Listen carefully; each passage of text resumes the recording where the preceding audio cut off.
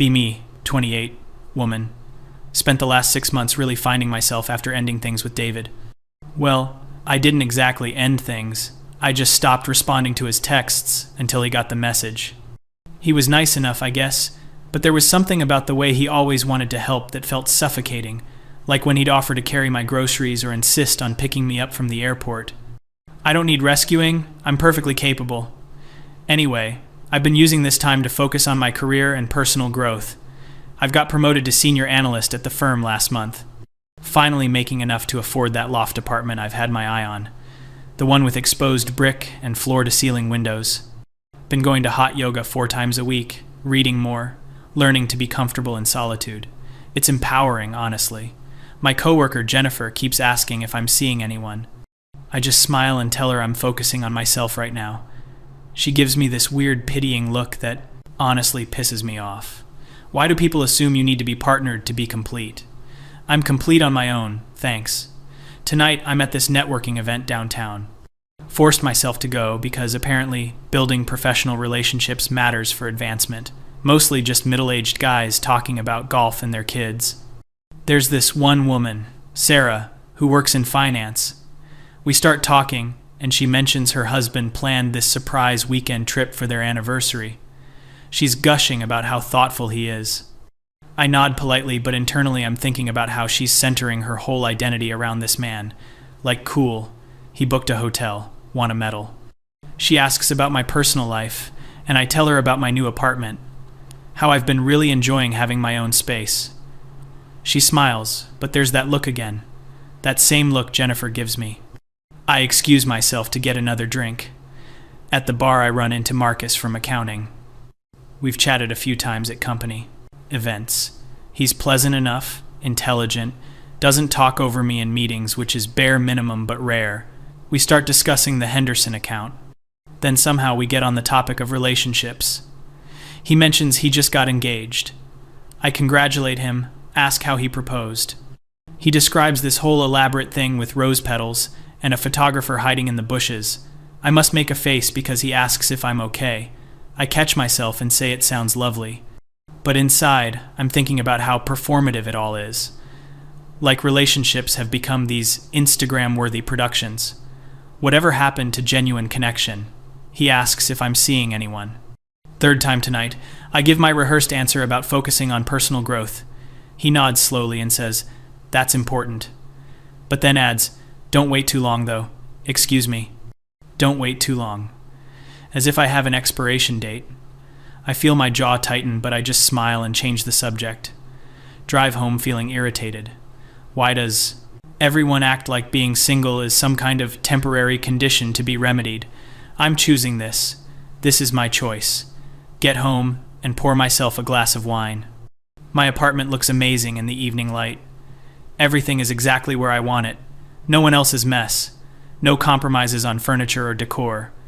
This is what I wanted. I worked hard for this independence. Sit on my couch and scroll through my phone. See that Sarah from the networking event already sent me a LinkedIn request. Her profile picture is her and her husband. Of course it is. I accept anyway because networking. Later that week, I'm getting coffee before work. The barista gets my order wrong. I politely but firmly explain that I ordered oat milk, not regular milk. She apologizes and remakes it, but she's clearly annoyed. I'm not trying to be difficult. I'm lactose intolerant. It's literally about my health, but somehow I'm the problem for advocating for myself. On my way out, I literally bump into David. Like physically collide with him. My coffee spills a little on my sleeve. Fuck. He immediately apologizes even though I walked into him. Typical. Oh my God, I'm so sorry. Are you okay? He's holding napkins out to me, looking genuinely concerned. I take them and dab at my sleeve. Tell him it's fine. No big deal. We do that awkward, "How have you been?" exchange. He looks good. Annoyingly good. Like he's been working out or sleeping better or something. I tell him about my promotion and new apartment. He seems genuinely happy for me. Says he always knew I'd crush it at work. I ask what he's been up to. He mentions he's been traveling. Went to Japan last month. Japan. He always talked about wanting to go to Japan when we were together. I had said it seemed too expensive and impractical. Guess he just went without me. Feel a weird pang in my chest, but ignore it. We chat for a few more minutes. He mentions he's actually meeting someone. Oh, meeting someone. Here at the coffee shop. A woman. My brain immediately catalogs this information in a way I don't like. I make a show of checking my watch, tell him I have to run. Big meeting. He smiles and says it was good seeing me. Tells me to take care of myself. I leave and sit in my car for a moment before starting it. Why do I feel weird? I'm the one who ended things. I'm the one who needed space. He's allowed to move on. I wanted him to move on. This is fine. Everything is fine. The next few days, I keep thinking about that coffee shop encounter, wondering who he was meeting. If it was a date. If he's seeing someone seriously. I check his social media even though I unfollowed him months ago. His Instagram is mostly private, but his profile picture is new. It's him at some temple in Japan. He looks happy, genuinely happy, not the stressed, walking on eggshells look he had toward the end of our relationship. I close the app and throw my phone on the couch. This is stupid. I don't want him back. I just don't like the idea of him moving on so easily. Wait, do I sound insane? I pour myself more wine. Work is stressful. The promotion came with a lot more responsibility, which is what I wanted, obviously. But my new boss is this guy Richard who constantly questions my decisions. In meetings, he'll ask me to explain my rationale for things. He doesn't ask the male analysts to do this. It's subtle, but it's there. I start documenting everything, building a case. Jennifer notices I've been tense, asks if I want to grab lunch. I agree because I need to vent. We go to this salad place she likes. I start telling her about Richard. She listens and nods sympathetically. Then she says, "You know, sometimes people are just micromanagers." I feel my frustration rising. This isn't about micromanaging. This is about bias. She doesn't get it. The conversation shifts and she starts talking about this guy she's seeing. How he surprised her with flowers at work. I'm only half listening, thinking about how flowers are a waste of money. They just die in a few days. David used to bring me flowers. I told him to stop because it felt frivolous. That night I can't sleep. Keep replaying that conversation at the coffee shop. The way David looked so unbothered, so at peace. When we were together toward the end, he always seemed anxious, always trying to anticipate what I needed or wanted. It was exhausting watching him try so hard. I needed someone who could match my energy, not someone who needed constant validation. Except he never asked for validation. He just gave and gave. Stop it. This is the wine talking. I'm happy with my choices. I'm living exactly the life I want. Weekend comes and I have nothing planned. This is fine. I enjoy my own company. Decide to reorganize my closet. Deep cleaning feels productive. Find one of David's old sweatshirts shoved in the back. I meant to give it back but forgot. It's this faded navy blue one he wore constantly. I should throw it away or donate it. Instead, I put it on. It still smells like him somehow. That cedar and clean laundry smell. I wear it the rest of the day while I clean. This doesn't mean anything. It's just comfortable. The following week, I see on Facebook that David is in a relationship. It's official. Little heart icon and everything. Her name is Amanda. Her profile is public, so obviously I look.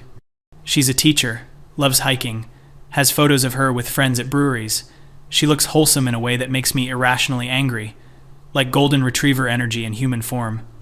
In one photo, she's laughing with her mouth wide open, totally unself-conscious. I realize I don't have any photos like that. Most of my photos are carefully curated, proper angles, good lighting. I close Facebook and feel sick. This is fine. I'm fine. He's moved on, and I've moved on, and everyone's moved on, except I can't stop thinking about it. At work, I'm distracted. Richard notices and makes some comment about attention to detail. I snap at him, professionally but firmly. Tell him I have everything under control. He looks taken aback. So does everyone else in the meeting. Later, HR sends me an email asking to schedule a conversation. Great, just great. Now I'm the problem employee. I spend the evening crafting a detailed email about the hostile work environment, but I don't send it. Something stops me. I save it in drafts. I start driving by places David and I used to go. Tell myself it's coincidental. I need groceries, and that store just happens to be the one we used to shop at together. I want coffee, and that cafe just happens to be where we had our first date. I'm not being weird about this. At the cafe, I sit in the same corner booth. Remember how nervous he was, how he spilled sugar everywhere, how he laughed at himself instead of getting embarrassed, how easy he was to be around. My coffee tastes bitter today, even with oat milk. Jennifer corners me in the break room. Says I seem off lately. Asks if everything is okay. I tell her work is just stressful. She gives me that look, the one that says she knows I'm lying. Then she says, I saw David is with someone new. My stomach drops. I play it cool, say, good for him. She watches me carefully and says, you know, it's okay to have regrets. I don't have regrets. I made the right choice. I needed to prioritize myself. She just nods and drops it, but I feel exposed, like she saw something I didn't want visible. That weekend I do something I know is pathetic. I text David. Just something casual. Hey, hope you're doing well. Been thinking about that Thai place we used to go to. I stare at my phone for an hour. He doesn't respond. 2 hours, nothing. The next day I see he read it. Still no response. The silence is deafening. I text again, something breezy about hoping his job is going well. This time he responds. Just thanks. Yeah, everything's great. Hope you're well too. It's so polite and distant it physically hurts. I want to throw my phone. I realize with growing horror that I might have made a mistake. Not might. Did. I did make a mistake. David wasn't suffocating me. He was loving me. He wasn't trying to rescue me. He was trying to support me. And I pushed him away because I was so convinced that needing anyone was weakness, that accepting help meant losing myself. I spent so much energy maintaining this fortress of independence that I didn't see what I had. Someone who actually gave a shit. Someone who showed up. Someone who tried. I start thinking about all the ways he was there, how he'd listen to me vent about work for hours, how he learned to make my favorite soup when I was sick, how he never made me feel bad for being ambitious or focused on my career. He just wanted to be part of my life, not own it. And I treated his love like it was an imposition, like his presence was something to tolerate rather than appreciate. I remember the last real conversation we had. He asked if I saw a future with him. I said I couldn't think about that right now. I had too much going on. The look on his face. I dismissed it as him being needy, but he was just asking for basic reassurance. After 2 years together, that wasn't unreasonable. I draft a long text message, explaining everything, apologizing, asking if we can talk. My finger hovers over send. I imagine him showing it to Amanda. Imagine them reading it together, her giving him advice. Imagine him feeling relieved that he got out when he did. I delete it instead, pour another glass of wine even though it's Tuesday. My beautiful apartment feels empty, not peaceful and minimalist like I convinced myself, just empty. Go to work the next day feeling hollow. Richard makes another condescending comment in a meeting. Normally I'd craft a strategic response. Today I just don't care. Let it slide. Jennifer notices, raises her eyebrows at me. After the meeting she asks if I want to grab drinks after work. I agree even though I don't want to. We go to this wine bar, sit outside. She doesn't push me to talk, just sits with me. Eventually I tell her everything. About David, about seeing him, about the new girlfriend, about how I'm realizing too late what I had. She listens without judgment. Finally she says, "So what are you going to do?" I don't know. What can I do? He's moved on. He's happy. I had my chance, and I chose myself. She says, "You can still choose yourself and choose to let people in. But I don't know how to do that. I've spent so long believing those were mutually exclusive." I see David one more time, completely by accident at a restaurant. He's with Amanda. They're laughing about something. He's looking at her the way he used to look at me. Attentive, present, genuinely interested. She touches his hand across the table. He doesn't notice me. I leave before ordering, sit in my car, and finally let myself cry. Not pretty crying, ugly crying. The kind where you can't breathe right. Because I finally understand what I lost. Not just David specifically, though I miss him, but the chance to build something real with someone who actually cared. The worst part is knowing I did this to myself. I can't blame it on him being terrible or incompatible. He was neither of those things. I pushed him away because I was so afraid of appearing weak or dependent, so committed to this idea of what a strong woman should be, that I couldn't see strength in vulnerability. Couldn't see power in partnership. I thought needing no one made me complete. Turns out it just made me alone. Go home to my perfect apartment. Everything exactly where I want it. No compromises. No one else's mess. No one else. Sit on my expensive couch in my expensive apartment. Finally achieved everything I said I wanted. The career, the independence, the perfect space. And it feels Pyrrhic. I won the battle but lost something I can't get back. Pour another glass of wine. It's becoming a habit. A bad one. But I don't have anyone to answer to. Just me and my choices. Try to move on with my life. Throw myself into work harder. Stay late at the office. Volunteer for extra projects. Richard actually seems impressed. Get invited to lead a big presentation for potential clients. It goes well, really well. Everyone congratulates me afterward. I go home to an empty apartment. No one to tell. No one to celebrate with. Jennifer texts asking how it went. I send back, "Great," with an exclamation point. Hope the punctuation hides everything else. Start seeing a therapist. Probably should have done this earlier. She asks about my relationships. I tell her about David. She asks why I think I pushed him away. I give her all my reasons about independence and self-actualization. She just listens. Then asks, did he ever actually try to take those things from you? I sit with that question. No, he didn't. He never asked me to choose between him and my career. Never made me feel bad for having ambitions. I just assumed any relationship would require that sacrifice, because that's what I'd been taught to believe. That you can't have it all. So I chose what seemed safer. Chose what I could control. Months pass. I stop checking David's social media. Stop driving by our old places. Try to actually move forward instead of just claiming, I am. Go on a few dates. They're fine. The guys are fine. But I catch myself comparing everything to David. The way this one doesn't laugh at my jokes the same way. The way that one talks too much about himself. I'm self-aware enough to know this isn't fair, but I can't help it. I had something good, and I threw it away. Everything else feels like settling. Run into Marcus from accounting and his fiancée at a coffee shop. They're planning their wedding. She's showing him cake flavors on her phone.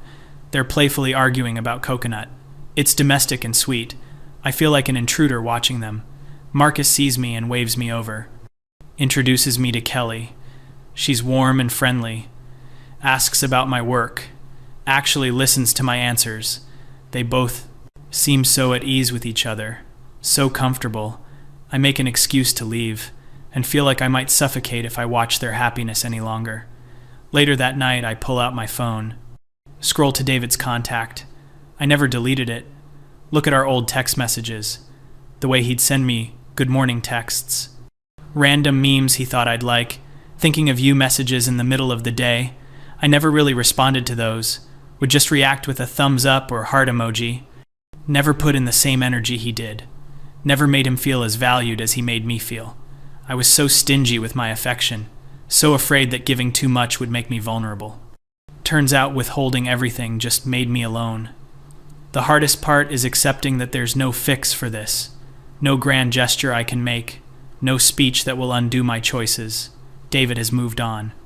He found someone who appreciates what he offers. Someone who doesn't treat his love like a burden. And I'm here, in my perfect apartment, with my successful career and my hard-won independence. Discovering that I was fighting the wrong battle all along. I didn't need to prove I could do everything alone. I needed to learn I didn't have to. I still go to work, still excel at my job, still maintain my friendships, still live my life. But there's this awareness now, this understanding that came too late. I thought I was choosing myself, thought I was being strong and self-sufficient, thought I was refusing to compromise who I was, but really I was just scared. Scared of needing someone, scared of being disappointed, scared of showing up fully and having it not be enough, so I didn't show up at all. And in protecting myself from potential hurt, I guaranteed it to sit in my apartment tonight. Glass of wine, city lights outside my enormous windows. Everything I thought I wanted. Think about David and Amanda. Hope he's happy. Really happy. Hope he found what he was looking for. Hope she knows what she has. And I sit with the weight of my choices. The realization that you can be right about wanting independence and still be wrong about what that means. You can advocate for yourself and still let people in. You can be complete on your own and still choose to share that completeness with someone. But I learned that too late. And now I'm here. Independent, successful, alone. Exactly what I thought I wanted. Wondering why it feels like losing.